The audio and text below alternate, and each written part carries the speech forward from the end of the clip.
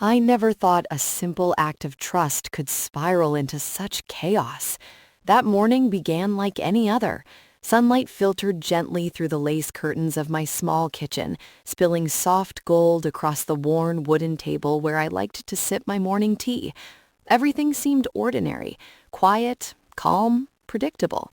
I had lived here for decades, every corner of the house filled with memories, from the faded photographs lining the walls to the little ceramic figurines perched carefully on shelves. My life was simple, organized, and safe, or so I believed. Clara, my daughter, had called the night before, bubbling with excitement about her upcoming trip. I had agreed to let her use a portion of my savings. After all, she was grown now, ambitious, and I wanted her to enjoy life, travel, see new places, taste new foods. I thought I was giving her an opportunity, a gift. Trusting her seemed natural. I never imagined that my small gesture of faith would lead to the moment I now dreaded. As I stepped into the kitchen that morning, I noticed an odd silence. Usually, the hum of the refrigerator was comforting, almost familiar, like a heartbeat in the house. But today, it felt ominous. My hand rested on the cool handle of the fridge, and I hesitated, an unease creeping up my spine. Something felt off. I opened it slowly, expecting the usual assortment of vegetables, milk, and preserves. Instead, my eyes widened, and a strangled gasp escaped me. The shelves were practically bare. Only a few limp vegetables and a half-used carton of milk remained. My heart dropped. Every careful plan, every penny saved seemed to vanish in an instant. The reality struck me like a cold wave. Clara had taken the money, used it for her indulgent trip, and left my carefully maintained home almost empty. I sank into a chair, trembling, my hands gripping the edge of the table as my mind raced. How could she? My little girl, the one who once clutched my hand as we walked through the park, laughing at my silly jokes? How could she betray me like this? The shock twisted into a sharp pang of pain. Tears threatened, but I held them back, choking on the mix of disbelief and heartbreak. The note she left behind, carelessly placed on the counter, seemed almost mocking in its cheerfulness. "Thanks for letting me use your savings. My trip was amazing. Love you." I stared at it, unable to comprehend how words so light, so innocent in tone, could sting so sharply. Every line felt like salt rubbed into the wound of my trust. But even in that moment of despair, a small spark of defiance ignited inside me. I would not allow this betrayal to break me. I would find a way to regain control, to reclaim what was mine, not just the money, but my independence, my dignity. The thought steadied me, pulling me back from the edge of panic, giving me the first glimpse of the determination that would soon guide every action I took. I rose slowly, my feet touching the cold tile of the kitchen floor. The room, once comforting, now felt oppressive, each shadow and corner hiding a silent accusation. I could almost hear Clara's carefree laughter echoing in my mind, unaware of the storm she had unleashed.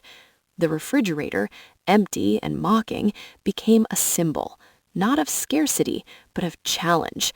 It was a test, one I would meet head-on. I began scanning the kitchen, opening drawers and cabinets, looking for anything. Coins, small savings, forgotten jars, even the tiniest remnants that could help me recover.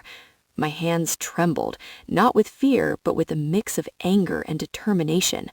Every empty shelf, every missing ingredient only fueled the fire building inside me. I realized that Clara had underestimated me. She believed I would crumble, that I would allow her selfishness to dictate my life, but she was wrong.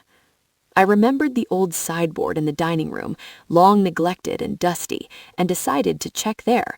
My fingers brushed over the tarnished surface, feeling the outlines of what I had forgotten: silver spoons, a delicate brooch, trinkets accumulated over decades.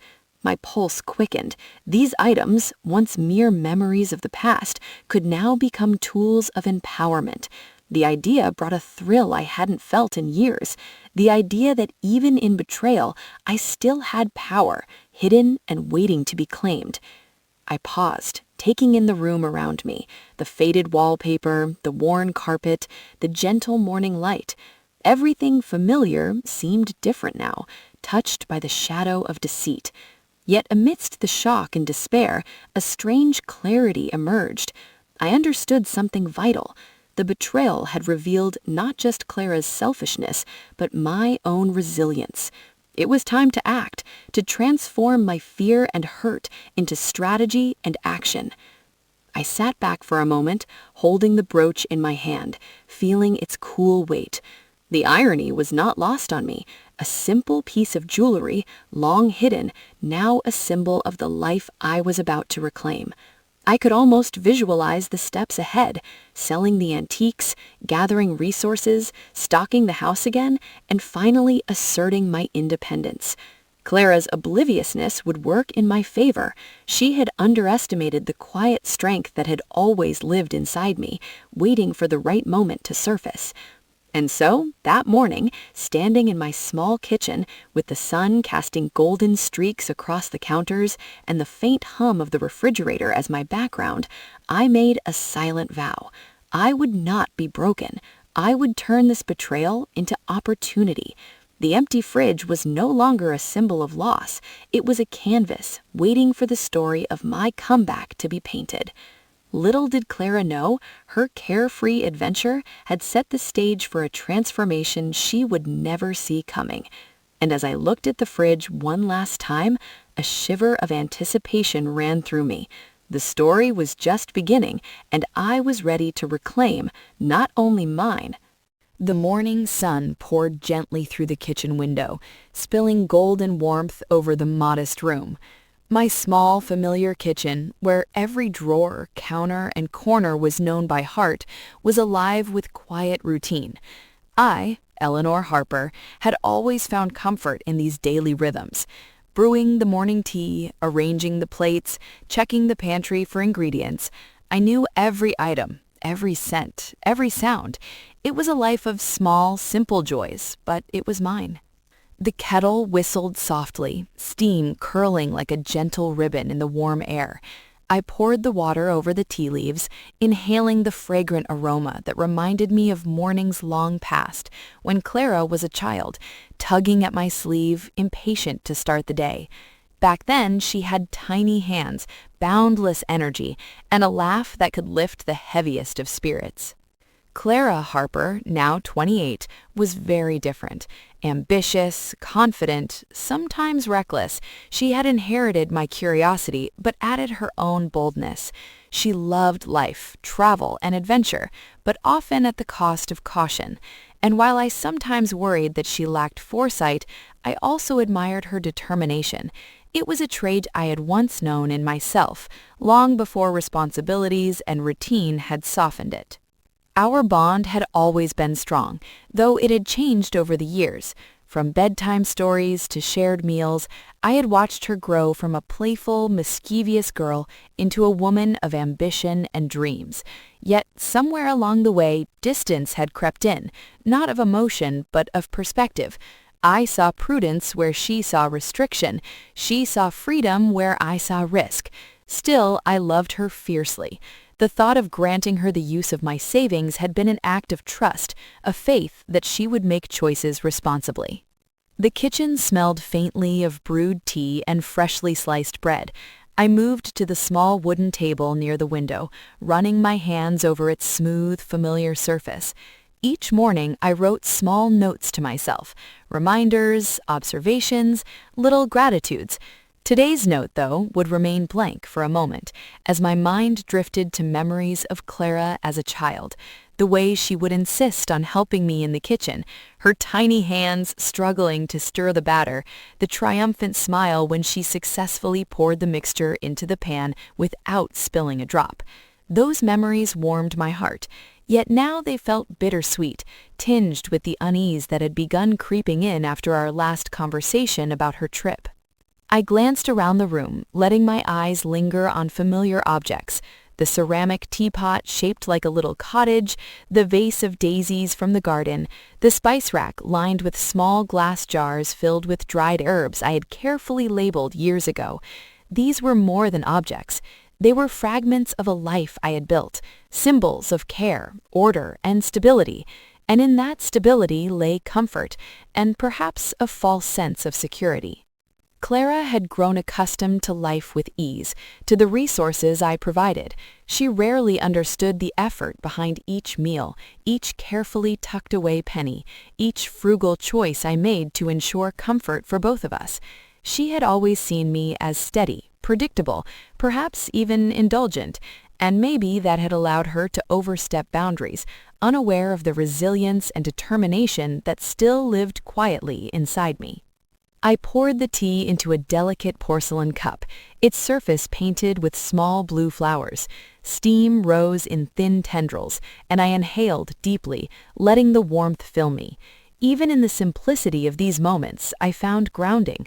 Life was predictable here, filled with quiet rituals, the ticking of the wall clock, the soft creak of the floorboards as I moved from room to room, the gentle hum of the refrigerator in the background. These sounds were the rhythm of normalcy, the cadence of a life that had been uninterrupted for decades. As I settled into my chair, I allowed myself to recall the more vivid aspects of Clara's personality. She had always been bold, a little headstrong, with a curiosity that sometimes led her into trouble. I remembered the first time she tried to bake cookies on her own at age 7, ignoring instructions and adding double the sugar. The results had been inedible, yet she had stood proudly by her creation, beaming with confidence. That same mix of audacity and charm had carried her into adulthood, into jobs, friendships, and adventures far beyond our quiet town. Despite the occasional exasperation, I had always admired her daring. It reminded me of the younger version of myself, the version that chased dreams, faced challenges head-on, and never hesitated to explore the unknown. But somewhere along the way, the lessons of caution, prudence, and patience had taken hold, leaving Clara to inherit the boldness that I had tempered with experience. And so, when she called yesterday, asking if she could use my savings for her trip, I agreed without hesitation. Trusting her felt natural. I believed in her, in the bond we had nurtured over a lifetime. I did not foresee the cascade of events that would turn that trust into betrayal, nor the shock that awaited me when I discovered the state of my kitchen and pantry the following morning. Before that moment, everything seemed anchored in calm predictability. I prepared breakfast as usual, lightly toasted bread with a thin spread of jam, eggs cooked just so, a steaming cup of tea. Each action was deliberate, a comforting repetition that reminded me life was manageable, controllable. My routine was a shield, a small reassurance that in the midst of change, some things remained constant. Yet, in the quiet of that morning, an unease lingered in the back of my mind. It was subtle at first, a sense that the normalcy of my life might be more fragile than I realized. I shook it off, attributing it to worry for Clara's journey and the new experiences awaiting her. Little did I know the true test of my resilience and resourcefulness would come sooner than expected, in the form of an empty fridge and a careless note signaling the first act of a betrayal that would challenge every assumption I had about trust, family, and my own strength. Even as I sipped my tea, the warmth spreading slowly through my chest, I felt a pang of anticipation I could not explain. Something was about to shift. The rhythm of my life, once steady and predictable, was poised on the edge of disruption. And though I did not yet understand the full extent of what lay ahead, a quiet determination began to take root within me, a subtle but insistent whisper that I would not be broken by this challenge, that I would find a way to navigate it, and that I would emerge stronger, wiser, and ultimately triumphant. The moment I opened the fridge that morning, the reality hit me like a sudden chill. Empty shelves, the faint smell of spoiled milk, and only a few limp vegetables stared back at me. My breath caught, my hands trembling as I tried to process what I saw. The savings I had entrusted to Clara, my own daughter, seemed to have vanished, not just in financial terms, but in the very security I had built around my home. I sank into the kitchen chair, gripping the edge as my mind raced. I thought of her bright, cheerful note left on the counter. "Thanks for letting me use your savings. My trip was amazing. Love you." The casual tone was almost mocking, a stark contrast to the reality staring me in the face. My trust had been turned into betrayal. My heart ached, a mixture of shock, disappointment, and anger swirling inside me. I couldn't remain passive. Every instinct in me screamed that I needed to act. My first step was to assess the damage. Literally, I began scanning the kitchen, opening cupboards, drawers, even the seldom-used pantry in the corner. Coins rattled in an old tin, some expired cans of beans and vegetables, a forgotten loaf of bread stiff with age. Each small discovery was a reminder of scarcity, a tension that gnawed at my mind. It was more than just food. It was the principle, the violation of trust, the feeling of being underestimated by my own child. Clara had assumed I would crumble in her absence, that the act of taking my savings would leave me powerless. But as I rifled through drawers and cabinets, a different kind of plan began to form in my mind. Every empty shelf, every missing coin became a clue, a challenge, and an opportunity all at once. My eyes fell on the old sideboard in the dining room, a piece of furniture I had long neglected. Its surface was coated in a thin layer of dust, but underneath it held decades of carefully stashed valuables: silver spoons, delicate brooches, coins from different eras, and small trinkets collected from family travels. Each item I touched felt heavy with history, with memory, and yet now they represented possibility. Possibility to regain control, to reclaim independence, to assert my strength. I started with the silver spoons, running my fingers along their engraved surfaces. I remember my mother polishing them every Sunday, the metallic scent mingling with the aroma of fresh bread baking in the oven. Each spoon was a fragment of my past, a reminder of careful planning and prudence. But today, they were more than memory. They were the first pieces of my strategy. I placed them carefully on the table, imagining how they could transform my immediate scarcity into actionable resources. Coins jingled in my hand as I sifted through old jars and tins. The sound was oddly reassuring, each small discovery a mini climax in a day that started with despair. I realized that even in betrayal, I still had tools at my disposal. The house, with all its familiar objects, became a map of hidden potential. Every corner I explored, every small item uncovered, was a step toward reclaiming not only my resources, but my dignity. I paused for a moment, breathing deeply, letting the tension settle into a focused determination. Clara had underestimated me, but I would not make the same mistake. I had learned the value of patience, of careful observation, of using what others overlooked. The challenge before me was not simply to replenish the fridge or recover the lost savings. It was to prove to myself, and perhaps to Clara, that I was stronger than she imagined. With renewed resolve, I moved to the small drawer beside the sink. It contained old receipts, a few coins, and a faded envelope I had forgotten about.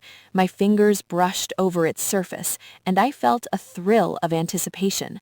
Inside, I found coins, a small collection of stamps, and even an old hotel receipt tucked between the papers, a clue to past travel, past ingenuity, past lessons. Each discovery fueled my determination, each small treasure a mini victory. The process was slow, deliberate. I moved through the house methodically, examining every nook and cranny. The empty fridge, once a symbol of despair, now acted as motivation. Every shelf, every drawer, every forgotten container became part of a scavenger hunt, one that would not only provide sustenance, but also restore a sense of control. The tension built with every step, each mini discovery reinforcing the suspense, keeping my mind sharp, alert, and determined. By mid-morning, the kitchen was strewn with the evidence of my search. Coins clinking in a small bowl, silver spoons lined up on the counter, small trinkets and baubles gathered in neat piles. Each item represented a story, a memory, and now a potential solution to the immediate problem of scarcity. The emotional depth of the betrayal remained, but it had transformed into focused action. I paused to consider my next steps. The day was young, but the challenge was immense. Clara's assumption of my helplessness had been her first mistake. My methodical approach, the careful uncovering of hidden resources, and the strategic planning that now dominated my mind were my answer. The suspense of the day, the tension in each corner I explored, became almost cinematic, the narrative unfolding in real time, each reveal a mini-climax designed to maintain engagement, both for myself and, eventually, for those who would hear this story. Even as I worked, I reflected on the subtleties of Clara's personality, the impulsiveness that had led her to take my savings, the confidence that made her believe she could act without consequence. And yet, there was a softness in her, a part that still held love for me. It was that duality that added depth to the conflict, the emotional resonance that made this not just a story of betrayal, but a story of familial complexity, of love intertwined with disappointment, of trust tested and challenged. By noon, my efforts had yielded tangible results. The small cache of coins, silverware, and trinkets provided a buffer against immediate scarcity. The fridge, though still far from full, could now be replenished incrementally. Each step of the day, each careful action, each minor discovery reinforced the idea that resilience was built from patience, observation, and the courage to act when faced with adversity. The rising action was not just about physical scarcity, it was about emotional reclamation. Each item uncovered, each mini-climax experienced in the careful search was a step toward empowerment. I felt the shift within me, the subtle transformation from despair to determination, from vulnerability to strategic foresight. The betrayal had been a catalyst, revealing both the fragility of trust and the strength hidden within me. That evening, I took a slow walk through the neighborhood, letting my thoughts settle with the rhythm of my steps. The air smelled faintly of rain, damp earth mingling with the distant aroma of bread baking in a nearby kitchen. I reflected on my childhood lessons, the discipline and patience instilled in me by my parents. Each memory reinforced a simple truth. Resilience was cultivated, not inherited. The betrayal, while painful, could become a proving ground for that resilience. Returning home, I prepared a simple dinner, using the small cache of food I had managed to uncover in my morning search. The act itself, mundane on the surface, became symbolic, a demonstration of resourcefulness, a quiet assertion of capability. Clara's absence, once a source of anxiety, now became an opportunity to hone my strategy, to anticipate her next moves without the cloud of emotion overtaking me. Late that night, I penned a careful note to myself, cataloging discoveries, assessing resources, and envisioning potential steps forward. Each plan, each contingency added structure to the rising tension within me. I realized that the secondary conflict was not merely external, Clara's absence and community scrutiny, but internal as well. My mind became a battlefield where trust, betrayal, and strategy intersected, each decision carrying weight beyond immediate survival. The tension escalated further when I received a call from Clara herself. Her voice was light, teasing even, as she asked about trivial matters, about things she had forgotten to pack, about what I had eaten. I could detect the subtle attempt to gauge my reaction, to see whether I would appear vulnerable or shaken. I chose my tone carefully, measured, calm. "I'm fine, Clara," I said simply. "I've managed." Her laugh, warm but slightly mocking, echoed in my mind after the call ended. I knew then that the conflict was far from over. She assumed that distance equated to weakness, that absence equaled control. But I had already begun turning the tide. Each small discovery, each calculated step, each deliberate decision was strengthening my position, preparing me for the eventual confrontation. By the time the evening sun began to dip behind the rooftops of our quiet neighborhood, I, Eleanor Harper, had come to a profound realization. Betrayal was not merely an act of absence or theft. It was a challenge, one that demanded more than passive endurance. It demanded action, foresight, and resilience. The morning's discoveries, the silver spoons, brooches, coins, and trinkets, were no longer simply remnants of memory.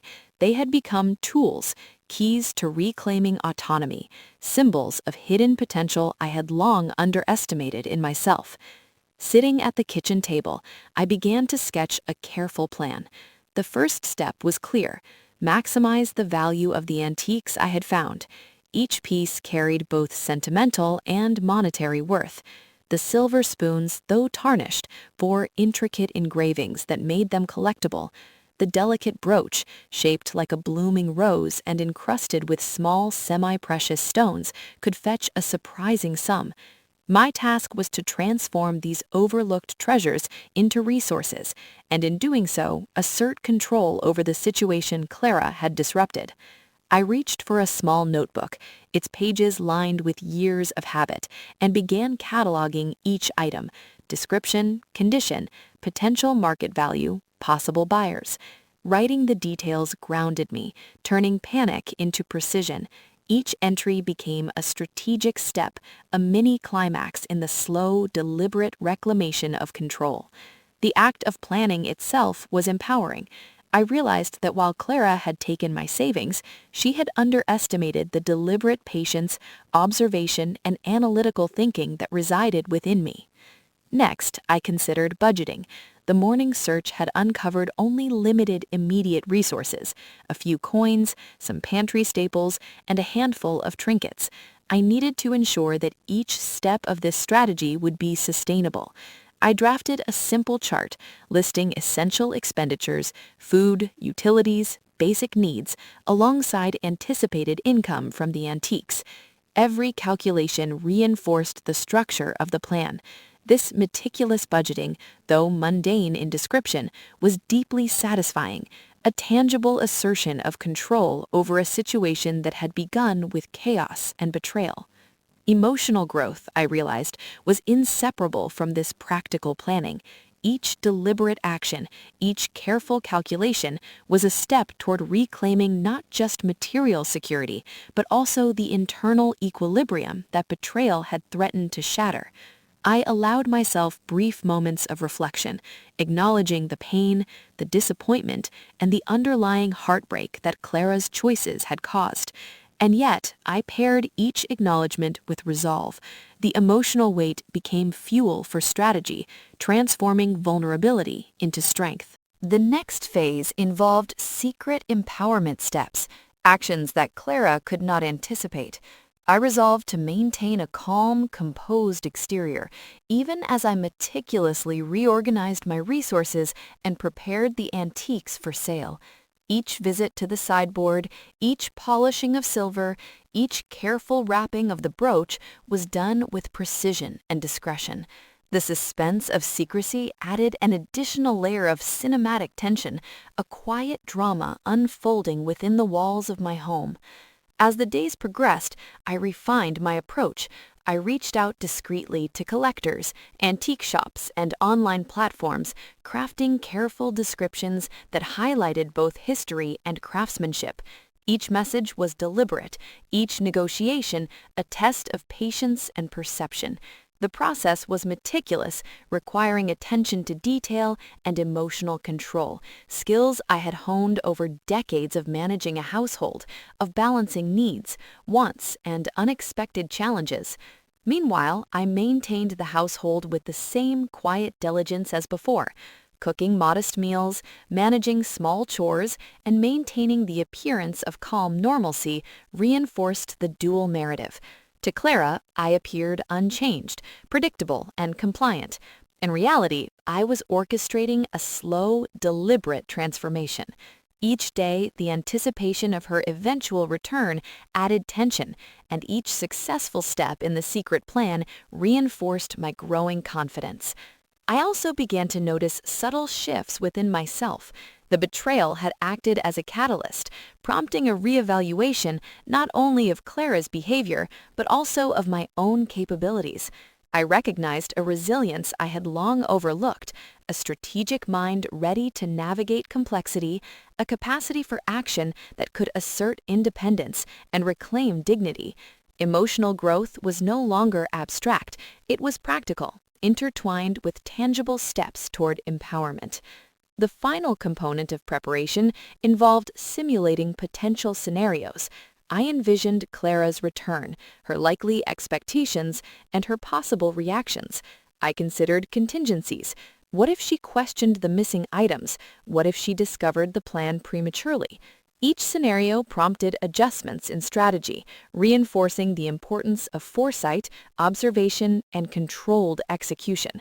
These mini-climaxes within the planning process kept suspense high and sharpened my focus, reinforcing the narrative tension.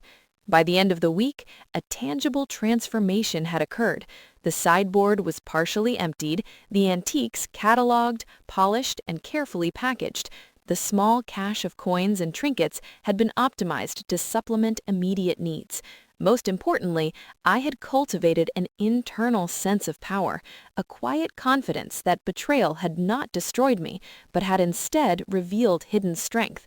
The preparation, though painstaking and deliberate, had become both a practical and emotional rehearsal for the ultimate reclamation of autonomy.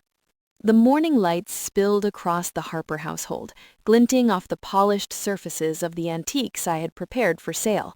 I, Eleanor Harper, felt a tension in my chest, a mix of anticipation, nervousness, and exhilaration. Today was the day that months of careful preparation, meticulous planning, and quiet resilience would be tested. Today, I would convert my strategy into tangible results. I placed the delicate silver spoons in a velvet-lined box, each one glinting under the soft morning light. Their intricate engravings told a story, a history I had come to cherish even more now that they were no longer just objects of memory, they were instruments of empowerment.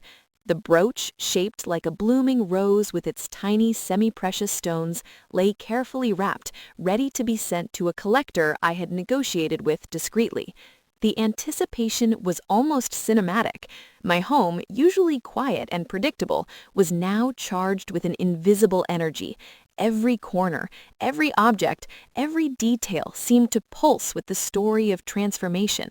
The betrayal, the scarcity, the hours of careful preparation, all had led to this turning point, and I would not falter. The first sale occurred quietly, almost unnoticed by the world outside. I met a collector at a small, unassuming shop in the town center, presenting the items with a combination of factual description and subtle charm. Each transaction, each exchange, reinforced the reality of empowerment. The coins and trinkets I had gathered in desperation had taken on new value, both materially and emotionally. For the first time since Clara had taken my savings, I felt not fear, but victory. As I returned home, a sense of calm and control enveloped me. The house seemed to breathe in tandem with my own sense of purpose. Each room, each shelf, each carefully arranged corner told the story of resilience and strategic thinking. The camera of the mind could almost capture the glint of sunlight on the polished silver, the soft rustle of paper as I finalized sales, the subtle clinking of coins, an orchestration of triumph against adversity. Meanwhile, Clara remained unaware. Her assumptions of weakness, her expectation that my home and resources would collapse in her absence, were being proven dramatically false. The suspense of her ignorance added a layer of irony, heightening the emotional satisfaction. I imagined her return, confident and careless, only to encounter a reality she could not anticipate. Each minute I spent preparing the final steps of my strategy deepened the cinematic tension. By midday, the transformation was tangible. The sideboard, once a repository of forgotten treasures, had become a source of independent wealth. The fridge, slowly replenished with essentials, symbolized the tangible reclamation of control. Each small victory, each successful sale, each calculated action was a building block toward empowerment. The internal satisfaction was mirrored in external evidence: a home organized, a kitchen functional, a pantry slowly filling. I paused to reflect on the journey that had led me to this moment. Betrayal had been the catalyst, yes, but it was my resilience, foresight, and strategic thinking that had determined the outcome. The emotional growth that had accompanied practical action was profound. I no longer felt merely reactive. I felt proactive, confident, and capable of asserting agency in ways Clara could not have predicted. The suspense continued to build as I arranged the remaining items for sale. Each package, each wrapped trinket, each carefully labeled item represented not just material wealth, but autonomy. The tension of the moment, the anticipation of Clara's eventual realization, and the cinematic imagery of transformation created a narrative peak that was both satisfying and suspenseful. By evening, the first independent victory was complete. The monetary exchange had been successful, discreet, and empowering. I returned home, placing the earnings in a secure location, each coin and note a symbol of reclamation. The emotional satisfaction was palpable. The sense of control, long dormant under the weight of betrayal, had been restored. As night fell, the house was quiet once more, but the atmosphere had shifted. It was no longer merely a space of routine. It had become a testament to resilience, strategic thinking, and empowerment. Clara remained unaware, her assumptions about weakness and passivity being systematically dismantled by my careful, deliberate actions. In the quiet of the evening, I allowed myself a moment to appreciate the cinematic contrast: the polished antiques, the coins gathered, the slowly replenished pantry, and the sense of triumph that radiated from every corner of the house. Each detail reinforced the narrative of empowerment, each visual element contributing to the story of transformation. The day Clara returned, I, Eleanor Harper, was calm. The morning sun streamed through the kitchen window, glinting off the gleaming surfaces of the freshly stocked fridge. Its shelves, once sparse and forlorn, now held a bounty of groceries, fruits, and delicacies that reflected not only careful planning, but triumph over the chaos her absence had wrought. I moved through the kitchen with measured steps, my hands brushing lightly over the counter, feeling the quiet satisfaction that came from reclaiming both space and agency. The sideboard, once brimming with hidden treasures, was now organized, its items carefully cataloged, polished, and partially sold to fund this resurgence. Each piece, each coin, each trinket had played a role in this transformation. Clara entered, humming casually, her arms laden with souvenirs from her trip. The casual brightness of her demeanor immediately met the reality I had crafted. Her eyes fell on the fridge first. Then, slowly, they traced the organized kitchen, the abundance that now filled spaces she had assumed would remain bare. Her smile faltered. "Mom, what? How?" she began, her voice trailing off in disbelief. She set her bags down, her fingers lightly touching the counter, as though testing whether this reality was tangible. Her confidence, which had once been unchecked, now faced a subtle but undeniable counterforce: my calm, deliberate presence. I smiled gently, taking my time to pour myself a cup of tea. The steam curled lazily from the cup, the aroma rich and comforting. "I managed," I said simply, my voice steady, infused with quiet pride. "I always knew I could." Her gaze shifted to the pantry, to the neatly arranged shelves of food, each item carefully placed, each product visible and accessible. The abundance contrasted sharply with her expectations of scarcity, her anticipation that my household would collapse in her absence. The surprise, almost shock on her face was profound. For the first time, she realized that her assumptions had been flawed, that her actions, though reckless, had not broken the resilience and resourcefulness I possessed. The emotional weight of the moment settled between us. It was not a confrontation, not a heated argument, but a quiet acknowledgement of roles reversed, of expectations unmet, and of empowerment achieved. Clara's eyes, wide and uncertain, betrayed the realization that I had not only endured her betrayal, but had turned it into an opportunity for growth and triumph. I moved to the fridge, opening it to retrieve a small bowl of fresh fruit. The colors, deep reds, vibrant oranges, lush greens, seemed almost symbolic, a cinematic tableau representing nourishment, abundance, and restored order. The simple act of serving myself, of partaking in the tangible rewards of careful strategy and foresight, was infused with emotional satisfaction.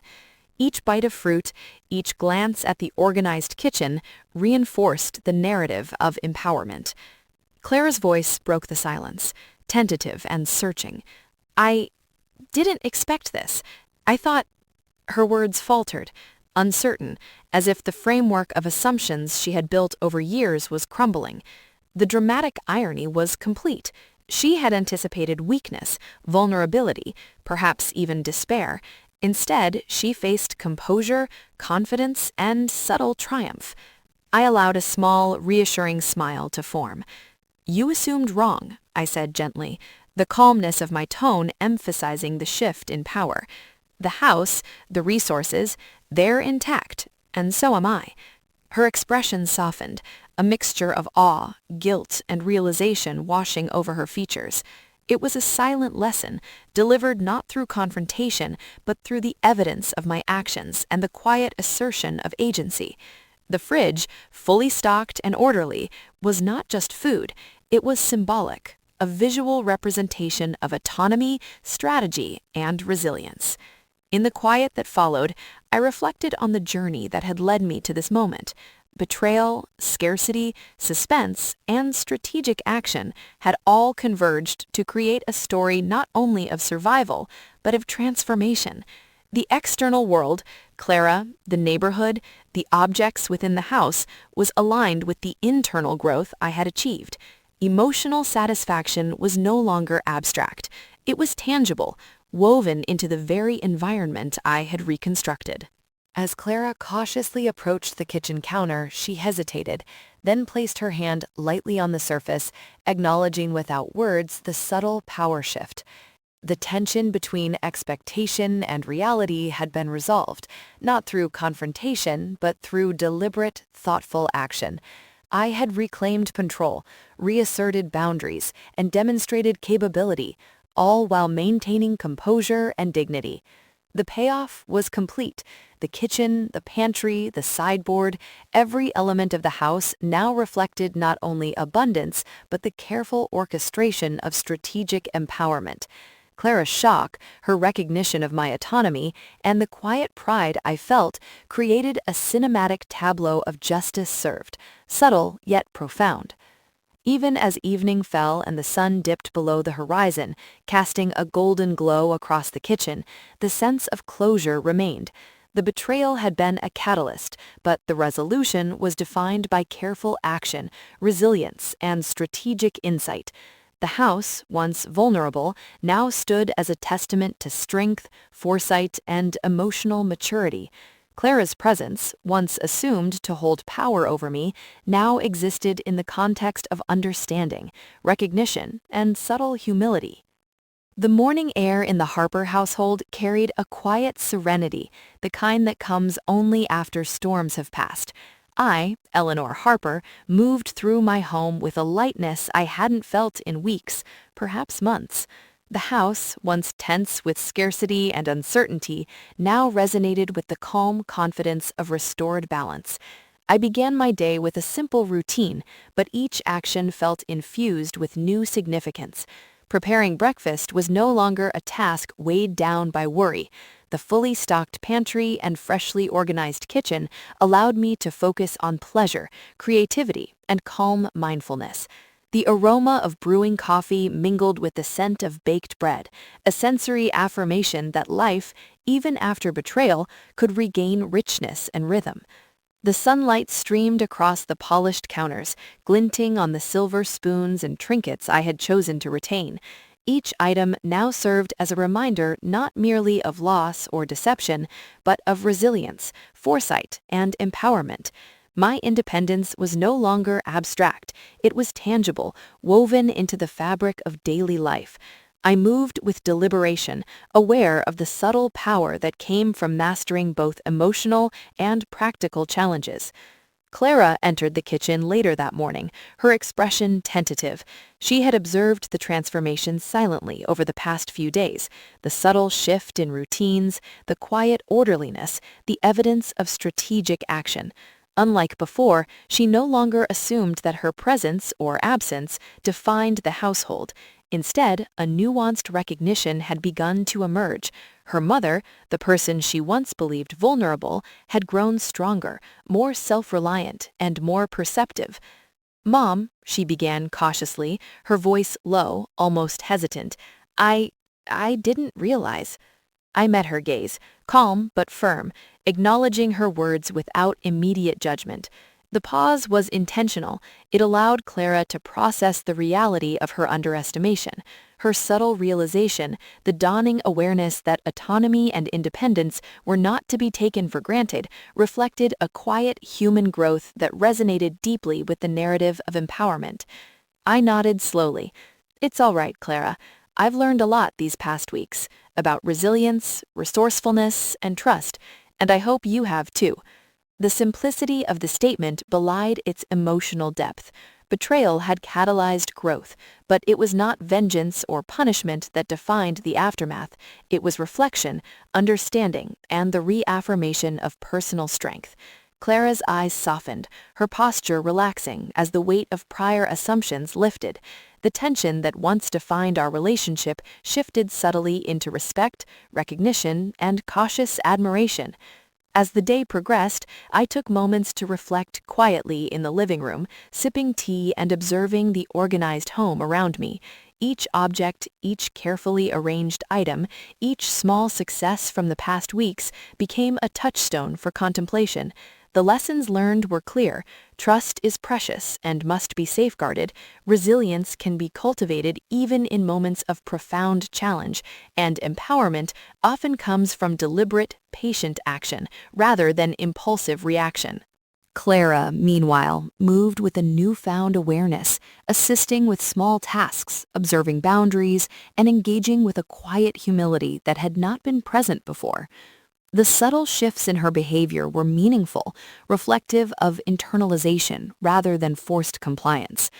In this way, both mother and daughter experienced growth, the daughter learning the weight of responsibility and respect, and the mother solidifying her independence and emotional maturity. Even the physical space of the home reflected the transformation. The kitchen, once a site of scarcity and tension, now overflowed with resources and visual order.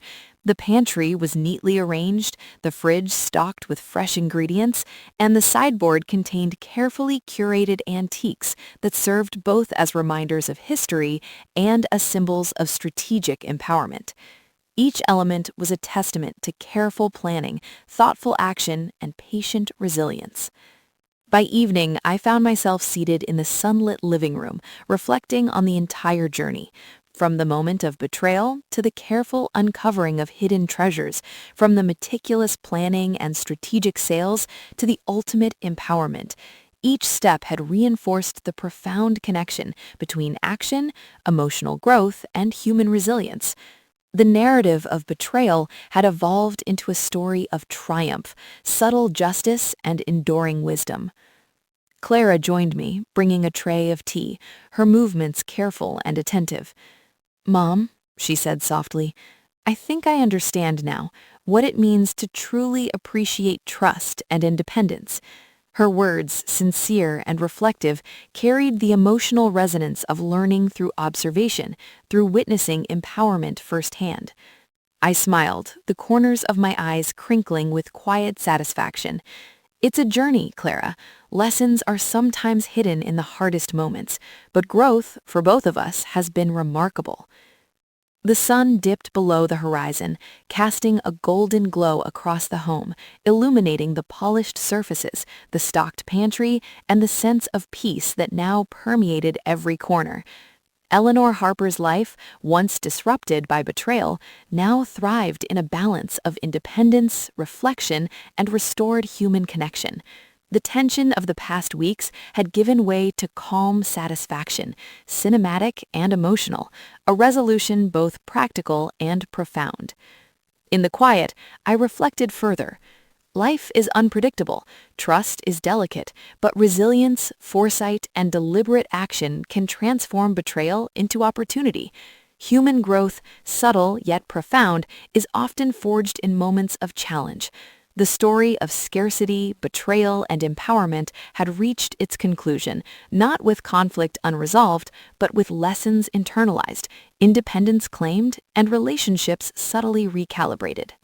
I often find that understanding the present requires a journey into the past. To truly grasp how I, Eleanor Harper, navigated betrayal, scarcity, and eventual empowerment, one must peer into the mosaic of memories that shaped my resilience and perspective. Childhood, adolescence, and early adulthood all have left indelible marks, quietly influencing the way I perceive trust, responsibility, and agency. I was born in a small town, in a modest brick house that smelled of old wood and freshly baked bread.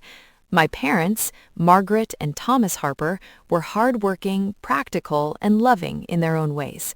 My father, a craftsman, spent long hours at his workbench, shaping wood into functional art, while my mother balanced chores, cooking, and the small family garden. It was in these routines that I first learned the delicate interplay between effort, patience, and reward. Even as a child, I felt a keen awareness of the fragility of trust and resources. Our home was never opulent, but it was abundant in lessons. I remember watching my mother carefully manage the pantry, rotating supplies, ensuring nothing went to waste, balancing needs and wants with meticulous care. Those moments, seemingly mundane, planted early seeds of strategy, resourcefulness, and foresight that would later underpin my ability to navigate betrayal. School brought its own set of challenges. I was diligent, but not the most outspoken, often observing rather than participating. Friendships were treasured, but I learned early that words and promises could be fragile. Disappointment, when it came, was always paired with reflection. Why did things go awry? Could I have done more? Each setback taught me patience, planning, and the value of self-reliance. Adolescence brought its own trials. My family faced financial struggles, unexpected medical bills, and moments when the household seemed to teeter on imbalance. It was during these times that I learned the art of quiet endurance, the discipline of careful budgeting, and the subtle power of measured action. My parents, though loving, often expected me to contribute in practical ways, helping with chores, managing younger siblings, and learning to navigate challenges without complaint.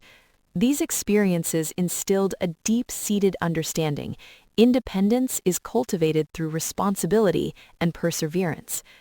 As I transitioned into adulthood, I continued to carry these lessons with me. Early jobs, long hours, and occasional setbacks honed my capacity for critical thinking and problem solving. Each difficulty, though sometimes painful, reinforced the pattern.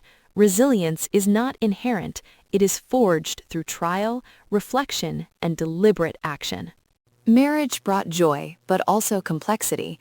I experienced both partnership and subtle tension, learning to balance personal agency with shared responsibilities. These years taught me the importance of boundaries, communication, and strategic empathy, skills that would later prove invaluable in navigating the unexpected betrayal by Clara. Raising Clara was, in many ways, a culmination of my life's lessons. I wanted to instill in her a sense of curiosity, independence, and confidence, even while balancing caution and guidance. Observing her growth, the exuberance, occasional recklessness, and boldness was both a joy and a challenge. I recognized echoes of my younger self in her audacity, yet I hoped that the lessons I had learned through hardship would provide her with anchors of responsibility and discernment. Reflecting on past struggles also illuminates the patterns that made me resilient in the recent conflict. Childhood scarcity, adolescence challenges, adult responsibility, and the nuanced lessons of empathy and patience all converged to create a framework for strategic action. When Clara's betrayal struck, it did not catch me entirely unprepared. While emotionally painful, it was navigable because the skills, perspectives, and resilience honed over decades were activated in response. Even in moments of despair, I drew upon these memories. I remembered my father teaching me to carefully inspect tools before use, my mother rotating pantry items to prevent waste, my own teenage experiments in budgeting and planning. These recollections were not merely nostalgic, they were practical templates for decision-making, guiding me in identifying valuable antiques, budgeting limited resources, and planning secret empowerment steps with clarity and precision. Family dynamics also shaped my approach to relationships, trust, and communication. I had learned that love and loyalty are intertwined with responsibility and discernment. The balance between emotional generosity and cautious pragmatism was delicate but essential. These lessons allowed me to navigate Clara's manipulation attempts without reactive anger, transforming potential conflict into measured, strategic empowerment. Empathy, cultivated over a lifetime, was central to the character I had become. I understood human frailty, ambition, and error. Clara's recklessness was not merely defiance, it was youthful boldness filtered through immaturity and assumptions. My responses, tempered by understanding and foresight, allowed me to achieve empowerment without cruelty, reclaim independence without alienation. The depth of empathy transformed the narrative from one of vengeance to one of measured growth and understanding. Days had settled into a calm rhythm after the turbulence of the past months. I, Eleanor Harper, had grown into a quiet confidence that colored every aspect of my daily life. The house was no longer a stage of scarcity or betrayal, but a canvas of strategy, foresight, and empowerment. Clara had begun to navigate her own understanding of responsibility, and the subtle shifts in her behavior reflected lessons internalized rather than forced compliance.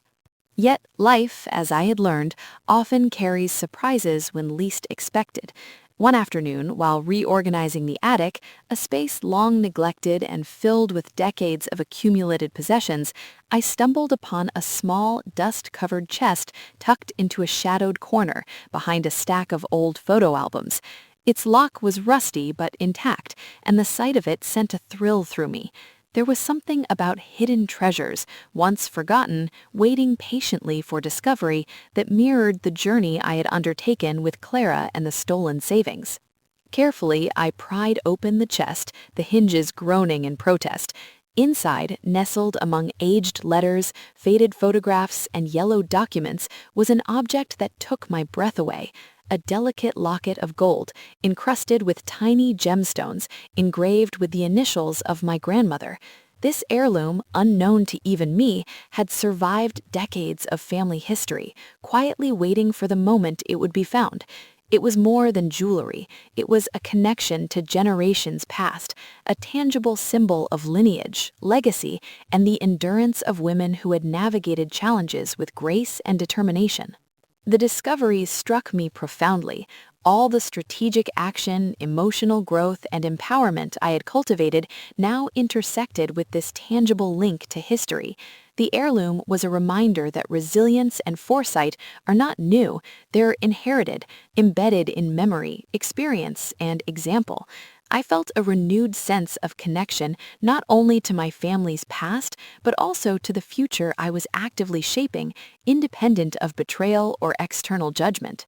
That evening, Clara entered, drawn by the soft golden light spilling from the attic. Her eyes widened at the sight of the open chest, and she instinctively reached toward the locket, but I gently held it up, keeping it between us. "It belonged to my grandmother," I said softly. "I had no idea it was here until today." Sometimes life hides treasures in places we least expect. What matters is that we discover them, and we honor the lessons they carry. Clara nodded, her expression a mixture of awe and understanding. In her eyes, I saw recognition, not just of the locket, but of the journey we had both undertaken. She understood, perhaps for the first time fully, the depth of preparation, patience, and foresight that had guided my every step. But the surprise was not complete. Within the chest, tucked beneath the locket, was a small envelope addressed to me, written in elegant script. I unfolded it carefully and began to read. It was from Mrs. Langford, a longtime neighbor and community member, praising my resilience, my grace under pressure, and my quiet determination. She had observed my actions, my handling of betrayal and scarcity, and had been inspired to nominate me for a local recognition program celebrating women's achievements in the community. The words brought tears to my eyes. Empowerment was no longer private or hidden. It had been witnessed, appreciated, and validated by those whose respect mattered deeply.